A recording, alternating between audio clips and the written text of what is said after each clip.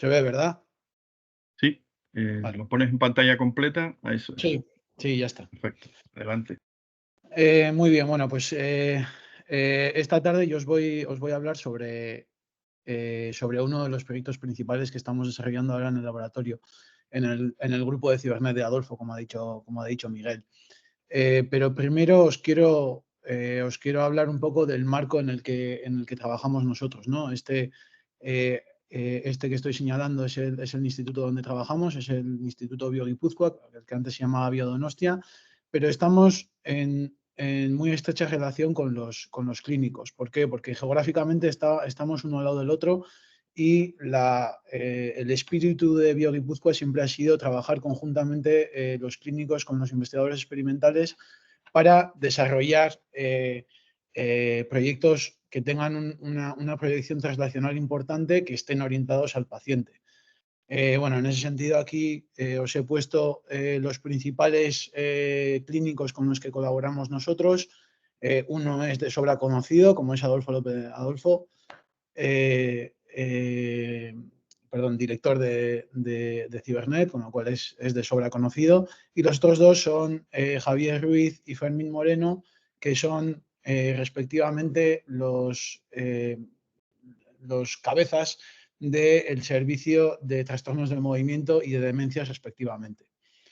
El desarrollo de estos proyectos translacionales no solo lo realizamos en el ámbito clínico básico, digamos, de Bioguipúzcoa y el Hospital Donostia, sino que también tenemos colaboraciones importantes en el desarrollo de fármacos con empresas de nuestro entorno, como son pues, los dos ejemplos más claros de interacción nuestra del área de neurociencias de Bioguipúzcoa son Miaker Developments y Miramun Pharma.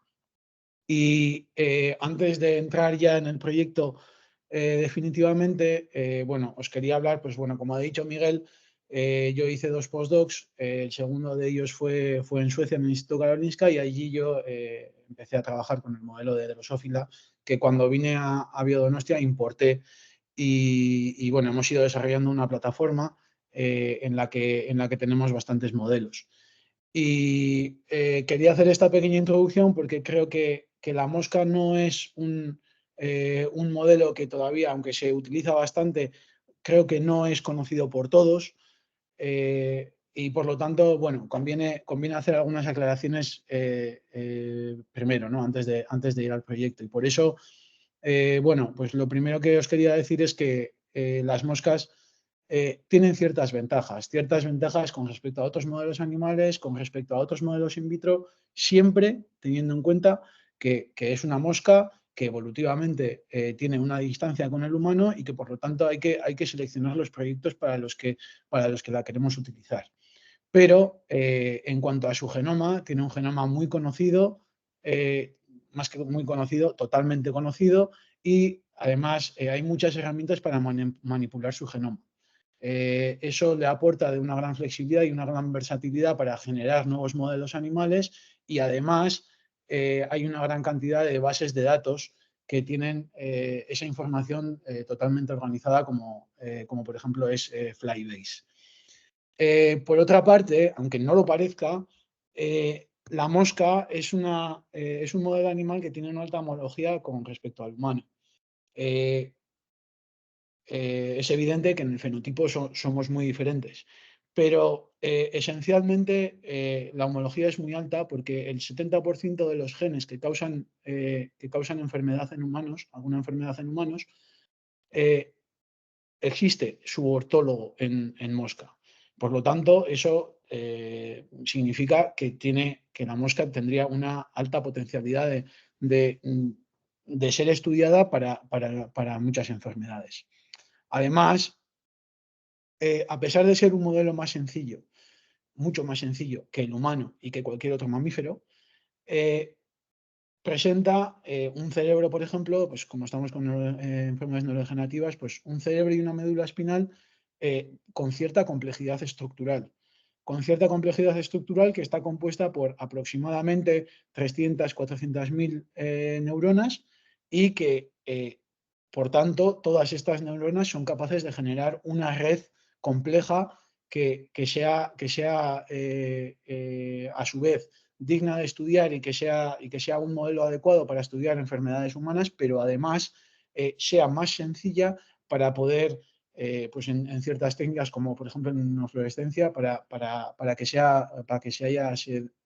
se consiga una visualización más adecuada de las estructuras o se puedan distinguir mejor los diferentes efectos. Además, tiene un ciclo vital muy corto, que es lo que, comparando con mamíferos y con el humano, lo que hace que se pueda obtener resultados con una mayor celeridad.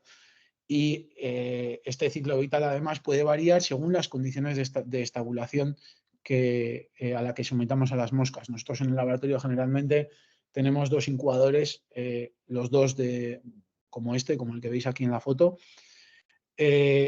en el que se controla la humedad, los ciclos de luz y oscuridad y, como veis, diferentes longitudes de onda de la luz para emular la luz solar, y los ponemos a 2 temperaturas diferentes.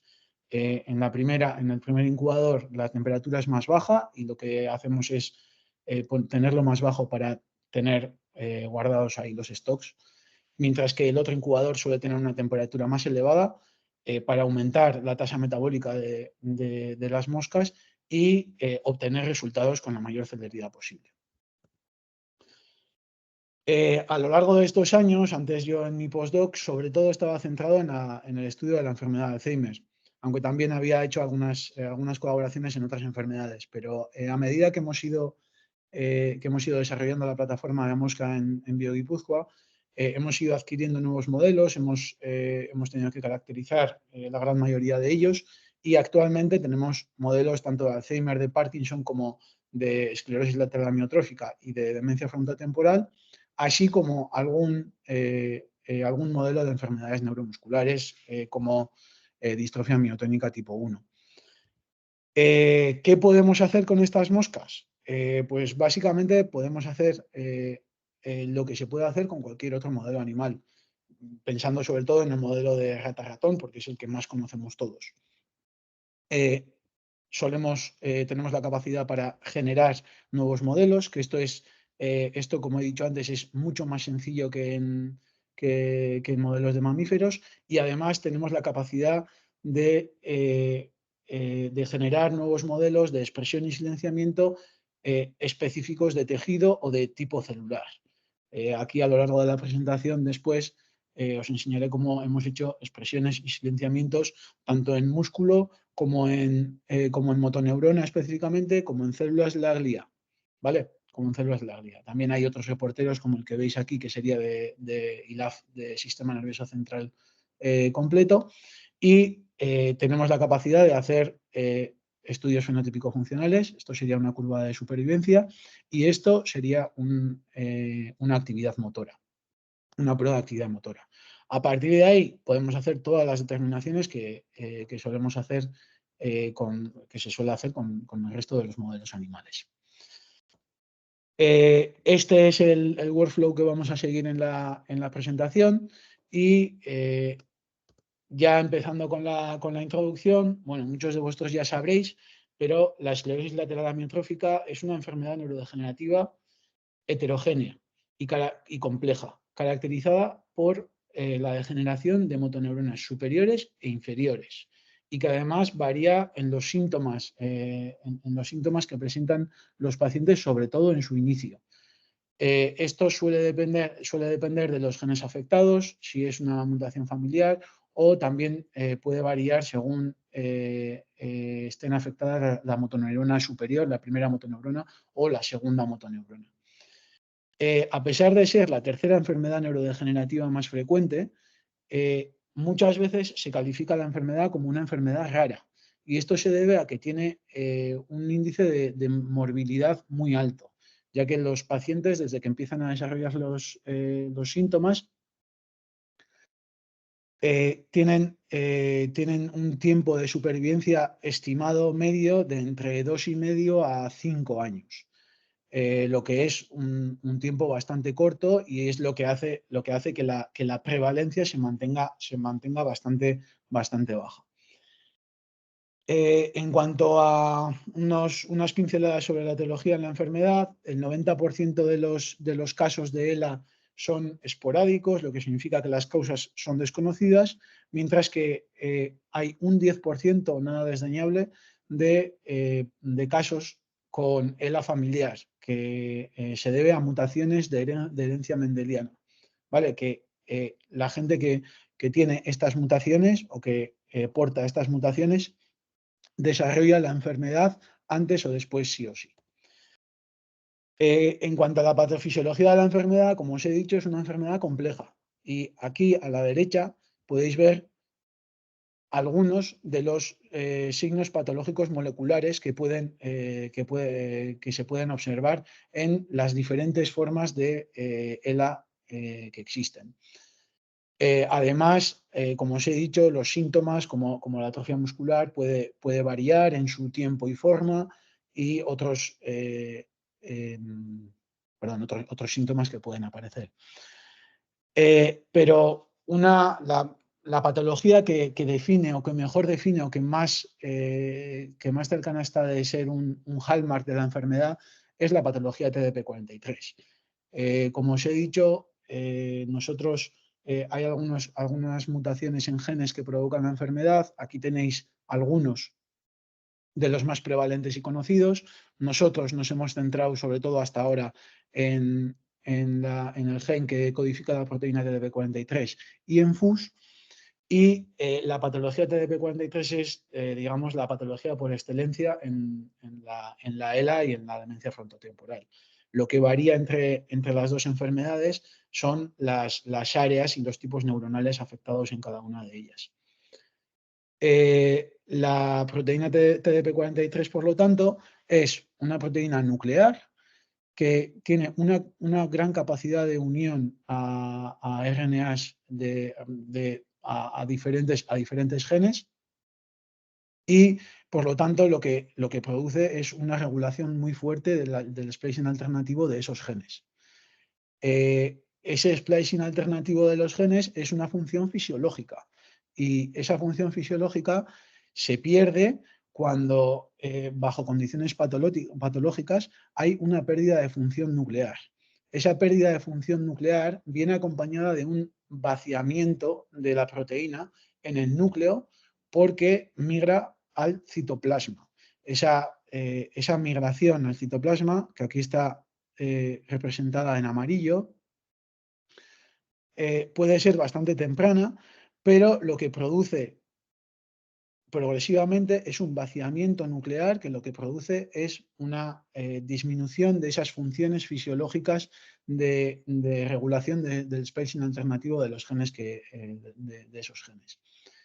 Además, cuando se produce la ganancia tóxica de función citoplasmática, cuando TDP43 migra al citoplasma, se da esa ganancia de función tóxica que finalmente desencadena la formación de inclusiones citoplasmáticas de TDP43 una vez que ya no pueden ser metabolizados por los sistemas, por los sistemas de reciclaje de la célula.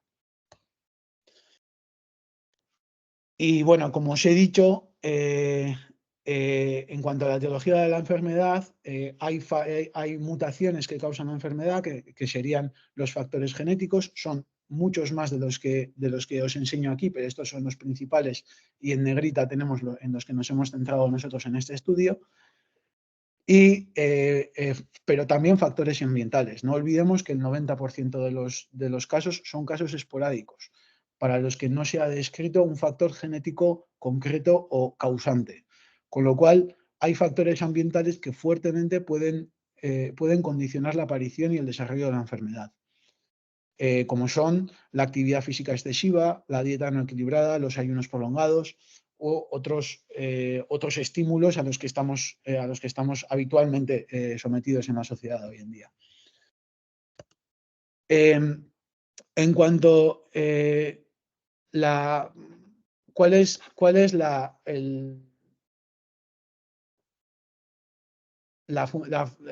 función, dónde se ejerce la función más importante en la patología de la ELA? en la unión neuromuscular. ¿Por qué? Porque es el lugar donde la neurona tiene la capacidad de interactuar con el músculo esquelético y además tiene células colindantes que favorecen el soporte nutricional y metabólico de tanto del músculo como de la neurona. Y en ese sentido, la complejidad en los síntomas, en los patrones moleculares, en las alteraciones que hemos descrito anteriormente, hasta ahora o hasta hace unos años, no se ha reflejado en las investigaciones. Porque en las investigaciones, sobre todo, se ha centrado en mecanismos de toxicidad autónomos de la motoneurona. Es decir, mecanismos que están producidos propiamente en la motoneurona. Y solo se estaba analizando cuáles eran las alteraciones de la motoneurona y no alteraciones que pudieran producirse en otros tipos celulares y que pudieran afectar en segundo término a la motoneurona, provocando su neurodegeneración.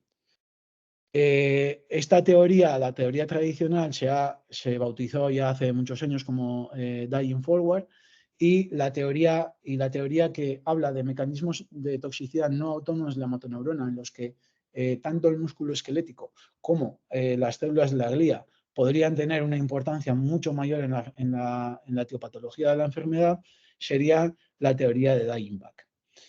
Y es precisamente lo que queremos analizar en este proyecto.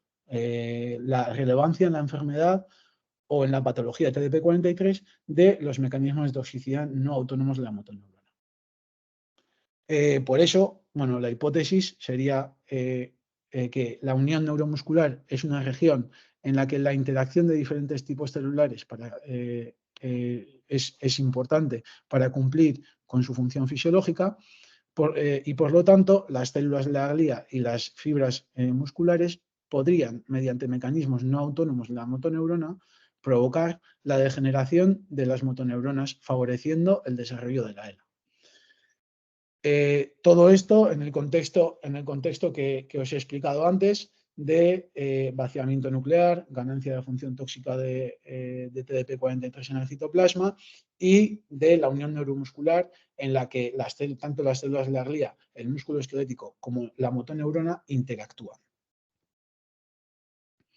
Y por eso los objetivos del proyecto son: primero, generar nuevos modelos de mosca en los que se sobreexprese o silencie TDP-43 y FUS en los diferentes tipos celulares relevantes en la ELA y DFT, básicamente en el músculo esquelético, en células de la glía y en motoneurona. Caracterizar fenotípico funcionalmente esos modelos para seleccionar los modelos adecuados para entender su relevancia en la enfermedad, básicamente mediante ensayos de supervivencia y de actividad motora. Estudiar alteraciones relevantes relacionadas con la patología de TDP-43 como su acumulación o efecto en mecanismos patológicos de la esclerosis lateral amiotrófica o demencia frontotemporal. Y finalmente, construir datasets transcriptómicos de célula única, a partir de célula única, de los modelos más significativos seleccionados anteriormente mediante la caracterización funcional, de los modelos más significativos para identificar nuevas dianas terapéuticas. Para ello, lo que hemos realizado es, como lo que podéis ver en esta tabla, es los diferentes modelos que hemos podido ir generando. Como veis, la mayoría de los modelos son, cuando hay un tic verde, es que es un modelo que ha podido generarse y que es un modelo viable y que se ha podido estudiar en mayor o menor medida, con un par de excepciones. Estos MHC D42 y REPO, Myosin Heavy Chain D42 y REPO, son genes de mosca promotores de mosca que lo que producen es un silenciamiento o una expresión específica del gen de interés en músculo, en el caso de myosin heavy chain, en motoneurona, en el caso de D42, y en células de la glía, en el caso del gen repo.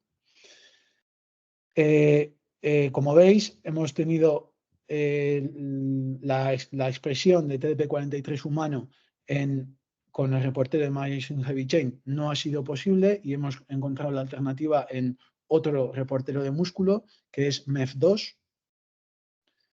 Y también cabe destacar este tic rojo, en el que sí hemos podido obtener el modelo, pero a diferencia de con los modelos humanos o con los modelos mamarios, en la mosca las células gliales no expresan TBPH, que es el gen ortólogo de TDP43 de mosca. Y por lo tanto, hemos podido generar ese modelo, pero el efecto es nulo, porque como no hay expresión de por sí, pues el silenciamiento de ese gen pues no tiene un sentido biológico relevante. Aquí os muestro los diferentes genotipados de algunos de los modelos obtenidos. En todos ellos tenemos los resultados esperados. Aproximadamente los silenciamientos siempre son de alrededor del 50% y las sobreexpresiones pues, son mucho más claras. Como veis aquí podemos confirmar que aunque el silenciamiento, aunque estadísticamente sale significativo, la relevancia biológica de un silenciamiento de TBPH en glía de mosca, pues no resulta en un silenciamiento real porque, como he dicho, no hay expresión de TBPH en las células de la glía de mosca. Por otra parte, bueno, la caracterización, el siguiente paso fue la caracterización fenotípico-funcional. Aquí podéis ver cómo los diferentes modelos han podido tener unos resultados u otros, y lo que hemos hecho ha sido seleccionar los modelos que mejor, que más resultados y que mejor fenotipo nos han, que más fenotipo, un fenotipo más claro tienen, para poder estudiar su relevancia en la enfermedad. En este caso, tanto en la expresión de músculo como en la expresión de motoneurona, los resultados de longevidad, aunque en algún caso son significativos, no son del todo claros. En el caso del músculo, no hay diferencias en la actividad motora, y en la actividad motora en motoneurona, aunque los resultados son significativos, no son ni mucho menos tan claros. Además, es verdad que al menos yo en mi experiencia, yo me fío mucho más de los resultados de longevidad porque es una prueba mucho más estable, mucho menos azarosa. Y aunque intentamos hacer repeticiones con la actividad motora, repeticiones y a diferentes edades para salvar esa variabilidad intrínseca de la prueba, siempre es más fiable el ensayo de longevidad. Y finalmente llegamos a la expresión en glía, específicamente en glía, reportero repo, de TDP43 humano en las moscas. Como vemos aquí, el panorama es completamente diferente. Ya a día 7, que es una edad muy temprana también para las moscas, ya hay una afección motora muy clara, tanto en TDP como en FUS. Y también hay una afección en la longevidad, en la esperanza de vida, muy acusada. ¿Vale? Y por lo tanto, este fue el modelo que elegimos para seguir adelante, para caracterizar y para intentar encontrar nuevas dianas terapéuticas en una enfermedad.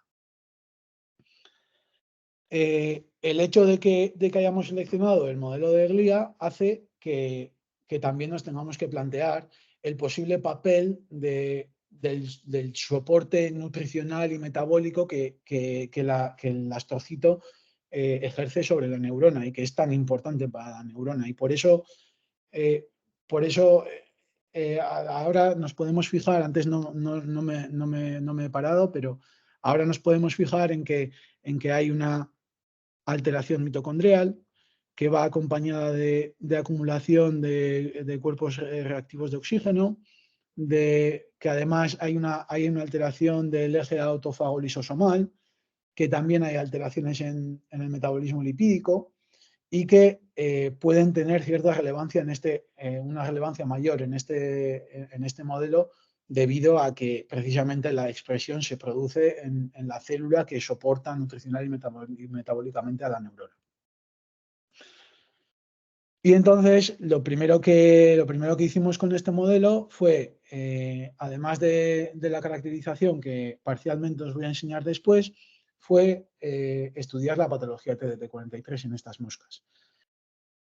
Aquí lo que os muestro son todo muestras de cerebro de moscas que expresan TDP43 en glía, y como veis, este es el staining de la inmunofluorescencia de repo, que es el reportero de glía, que es bastante claro, y como podéis observar, TDP43 se expresa de manera muy importante en todas las células repo, ¿vale?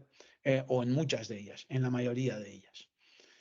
Además, a 2 semanas de edad, vimos que la expresión de TDP43 se consolida y es más potente, pero, como podéis observar aquí, vimos una disminución significativa de células repopositivas. Esto podría indicar que la expresión de TDP43 podría estar induciendo la muerte de células gliales. Además, en moscas en moscas de un día y en moscas de 2 semanas, no se observa un menor número de células TDP43 positivas, una edad con respecto a la otra, sino que se observa un aumento de células que son positivas para TDP43, lo que podría indicar que pudieran aparecer células que sean reponegativas y que fueran TDP43 positivas. Con lo cual, podríamos estar pensando que habría una propagación de TDP43, de la patología TDP43 en este modelo. Para intentar confirmar esto, utilizamos una inmunofluorescencia que tenemos optimizada en el laboratorio por otros proyectos en la enfermedad de Parkinson, que tiene optimizada una doctoranda Aicea, se llama la doctoranda, y lo que ella hace es una inmunofluorescencia de la enzima tirosina hidroxilasa, que tiñe específicamente las neuronas dopaminérgicas en el cerebro de la mosca. Y lo que observamos fue que en estos 2 ejemplos, este es el primer ejemplo y este es el segundo, lo que observamos es que TDP43 y tirosina hidroxilasa colocalizan en las mismas células. Los núcleos dopaminérgicos no son muy numerosos en la mosca. Las neuronas dopaminérgicas son bastante contadas en la mosca, por lo que intentamos ver si era específico y si se daba en todas las neuronas dopaminérgicas. No se da en todas las neuronas dopaminérgicas, aunque sí en muchas de ellas. Esto nos podría estar indicando que TDP43 podría estar propagándose a otros tipos celulares. Además, también hicimos una inmunofluorescencia de fosfo-TDP43 para ver si había además de ver TDP total, podíamos ver fosforilación de TDP43, que es la que realmente provoca las inclusiones en la enfermedad. Y efectivamente vimos que la expresión de fosfo-TDP43 es muy evidente en este modelo. A las 2 semanas, ¿eh? Esto es a las 2 semanas de edad de las moscas. A una semana de edad hay staining de fosfo-TDP43, pero es mucho más reducido. Va aumentando con la edad. Como os he dicho antes, el hecho de haber elegido o seleccionado el modelo que expresa en células de la glía de forma específica hace que tengamos que plantearnos una caracterización metabólica del modelo. Y bueno, el primer paso que hemos hecho en ese sentido ha sido estudiar la función lisosomal mediante el estudio de la acidificación de los lisosomas, que como sabéis es sinónimo de una mayor función lisosomal y de una mayor capacidad, en teoría, de metabolización de dendritos celulares y de proteínas agregadas. Como se ve en la imagen es muy elocuente, hay un aumento drástico de la acidificación de los lisosomas. En este caso también son moscas de 2 semanas en las que se da un fenómeno progresivo, en la que a un día hay efecto, pero a medida que va envejeciendo la mosca, el efecto es mayor. Y finalmente, con el modelo seleccionado por las características fenotípicas, por la patología TDP43 que presenta, hemos realizado una secuenciación de célula única con muestras de un día, una semana y 2 semanas, con cerebros y médulas por separado. Aquí podéis ver, esto sería el cerebro de la mosca y esto sería lo que se llama el ventral nerve cord, el spinal cord de la mosca.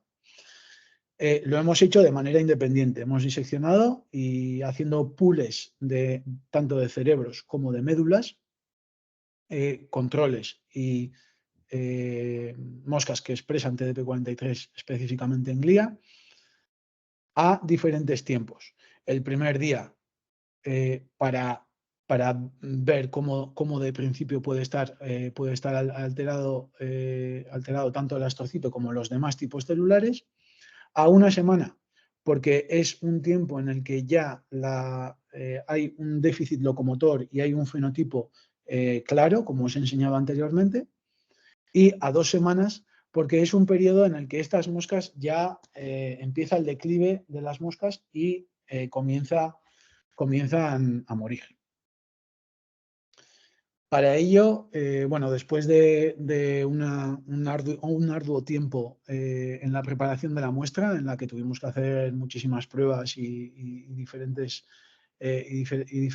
combinaciones, llegamos a tener una muestra en la que la supervivencia era muy alta, de alrededor del 90-95%, y de que teníamos un número de células suficiente. En los pools de cada muestra, tanto de cerebro como de médula, siempre hemos intentado poner alrededor de 30 moscas y que además esas moscas sean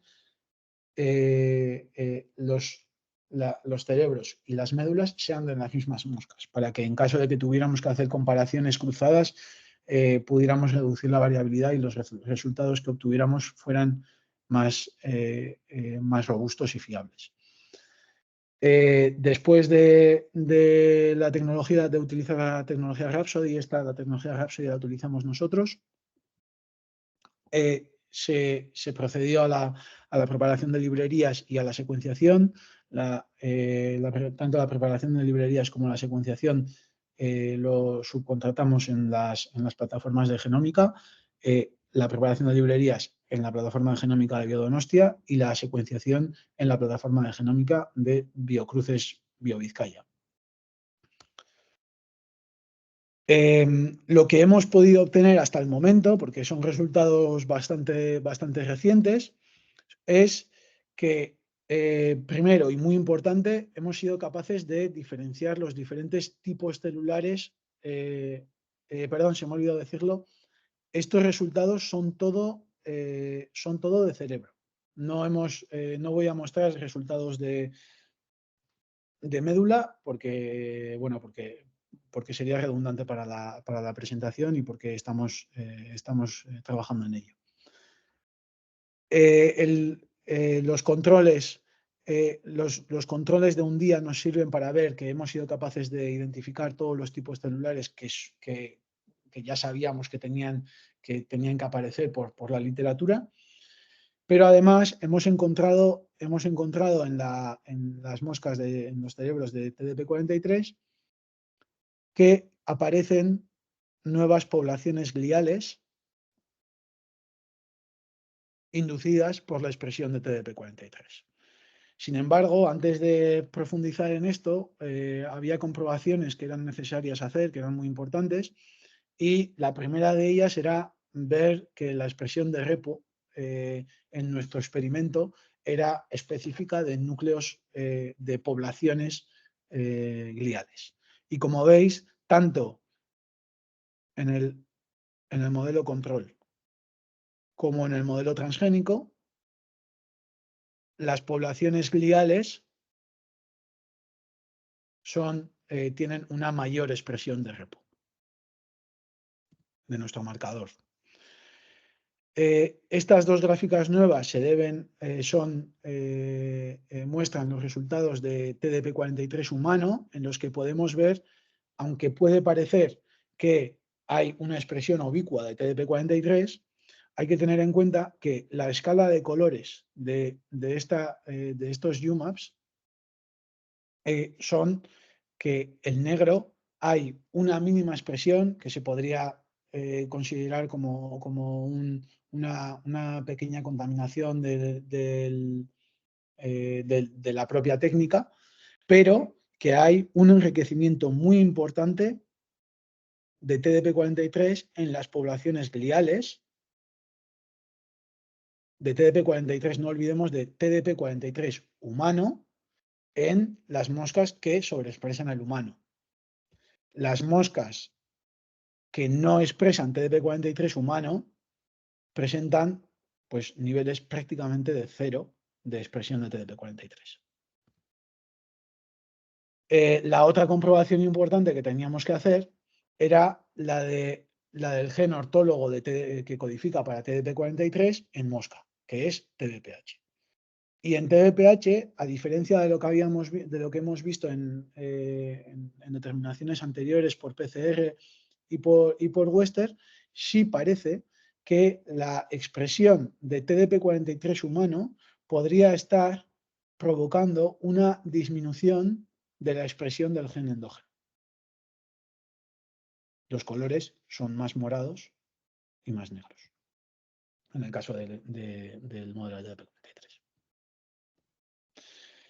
Y finalmente, destacar que, estos son los UMAPs que hemos podido conseguir hasta ahora de los diferentes modelos a las diferentes edades, pero lo que es importante mostrar a partir de estos UMAPs son las poblaciones gliales nuevas que han ido apareciendo a lo largo de que se va a medida que se va estableciendo la patología TDP43. En este caso, como podéis ver aquí, nosotros hemos identificado 4 poblaciones gliales nuevas que aparecen, que están asociados a algunos marcadores concretos para los que vamos a estudiar como posibles dianas terapéuticas de la enfermedad. Pero tenemos que hacer más análisis para llevar a cabo todo esto. Lo que os quería enseñar es esta población aquí que veis, que es una población naranja claro. Podéis ver cómo en el modelo de TDP43 va desplazando a la población glial. Esta es la población glial en el wild type. Y esta, y esta. Y va desplazando a esta población glial endógena por una población glial diferente con expresión de algunos marcadores diferenciales.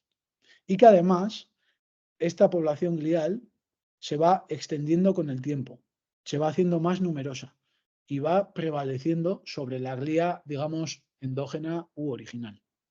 Como podéis ver, a una semana es mucho más numerosa que a un día. Y la glía, como hemos visto antes en el staining de repo, la glía positiva para repo, la glía original de la mosca, va desapareciendo. Aquí podéis ver que los núcleos de glía verdes son mucho menos numerosos.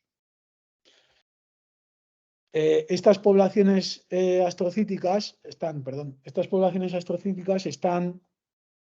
asociadas a algunos marcadores diferenciales y es lo que pretendemos estudiar ahora, que es cuáles son los marcadores que mejor machean con estas poblaciones celulares y si algunos de estos marcadores podrían ser estudiados como potenciales dianas terapéuticas y modificadoras de la enfermedad. Y bueno, ahora ya paso a leer pues, algunas de las conclusiones del estudio de hasta ahora y futuras perspectivas. El desarrollo de genotipos de Drosophila melanogaster y posterior caracterización funcional y molecular es científicamente relevante para analizar y comparar la relevancia de mecanismos autónomos y no autónomos de la neurona en las enfermedades de la ELA y la DFT. La expresión en las células de la glía específicamente de TDP43 humano en modelos de mosca desarrolla, además de déficits fenotípico-funcionales evidentes, patología TDP43, así como alteraciones metabólicas importantes, aunque todavía nos queda aclarar si este evidente patrón de propagación de la patología en estos genotipos es un patrón de propagación o es un patrón de aparición de nuevas poblaciones gliales inducidas por la expresión de TDP43 y que finalmente el análisis de single cell RNA-seq de los modelos seleccionados muestra que la expresión de TDP43 en glía es específica, provocando cambios significativos en sus poblaciones y promoviendo la aparición de nuevos subtipos celulares gliales asociados a marcadores que podrían resultar potenciales dianas modificadoras de la enfermedad en estadios de desarrollo temprano de la misma. Y bueno, muchas gracias por vuestra atención y ahora, bueno, pues si tenéis alguna pregunta, pues intentaré responder.